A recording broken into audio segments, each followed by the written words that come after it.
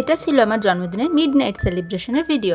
তো আমি তো আমার দাদা দিদিদের বলেইছিলাম এবছর অন্যরকমভাবে সেলিব্রেট করতে, মানে অন্যরকম আমাদের একটা প্ল্যান ছিল। তো ওদের মতে নাকি যেদিনের কাজ সেদিন না করলে সেই কাজটার প্রতি ইন্টারেস্ট থাকে না। তো এই যে রাত 1টার সময় এসে আমার সুন্দর ঘুমটা চচ্চড়ি করে দিল। আর এই যে মাঝরাতে কিছু না পাওয়ায় লাস্ট অব্দি সিলিন্ডারটাকেই ওরা টেবিল বানিয়ে নিয়েছিল, তারপর আবার বালিশ রেখে। কি ইউনিক সেলিব্রেশন না আমাদের। না এটা না, ওটা অন্য ছিল। বাট ঢপ এত দেয় তুই বুঝতে পারবি না, তুই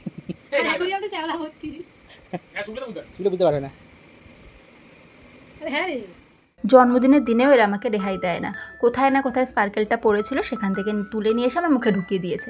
কিন্তু আমার দিদিটা তো ভালো, সেই জন্য ওর সত্যি কথা বলে দিয়েছে, আর এরা তো কিছুতেই মানতে চাইছে না। এই রিলসটা করার জন্য আমাদের কতবার শট নিতে হয়েছিল, আর কি কি করলো ওরা আমার সাথে দেখো শুধু। মানে আমার দিদির যে সত্যি কথা বলছিল এখানেই তার প্রমাণ। স্পার্কেলটা কিন্তু কিছুতেই ঝরলো না। আগত তো আমার কাছে আরেকটা স্পার্কেল ছিল, সেটা দিয়ে রিলসটা ফুলফিল করেছিলাম। তবে রিলস এখানে আমি অ্যাড করলাম না, সেটা আমি আলাদাভাবে পোস্ট করব। এটা ছিল বিহাইন্ড দ্য সিন। আর এখানে আমি আমার গুণধর জামাইবাবুকে মজা করে বলছিলাম যে তুই একদমই মন নিয়ে আসিসনি আমার বার্থডে সেলিব্রেট করতে, আর সেই কারণেই স্পার্কেলটা জ্বলছিল না। আসলে তো সেটা নয়, স্পার্কেলটা সত্যিই জলে পড়ে গিয়েছিল, সেই কারণেই জ্বলছিল না। আর আমার কাছে যে স্পার্কেলটা ছিল সেটা তো বের করলাম, আর দেখো স্পার্কেলের যে অংশটা বারুদ থাকে সেটাই আমার মুখে ঢুকিয়ে দিয়েছে। মানে আর কত জ্বালাতন সহ্য করতে হবে বলো তো এই জন্মদিনেও। আর আমি এক ফোঁটাও রাগ করিনি, তার কারণ আমি ভীষণ মজা করতে ভালোবাসি আর মানুষকে মজা দিতেও ভালোবাসি। তো এই যে ফাইনালি শটটা আমাদের কমপ্লিট হলো।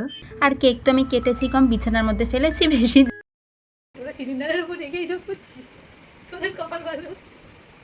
হ্যাঁ সিলিন্ডার ছিল, ওটা ভর্তি সিলিন্ডার। আমাদের জ্ঞানটা শুধু দেখো, এতক্ষণ ভর্তি সিলিন্ডারের কাছে আগুন নিয়ে আমরা এইসব করছিলাম। মানে আমাদের চিন্তা ভাবনা একটা আলাদাই লেভেলের থাকে সব সময়।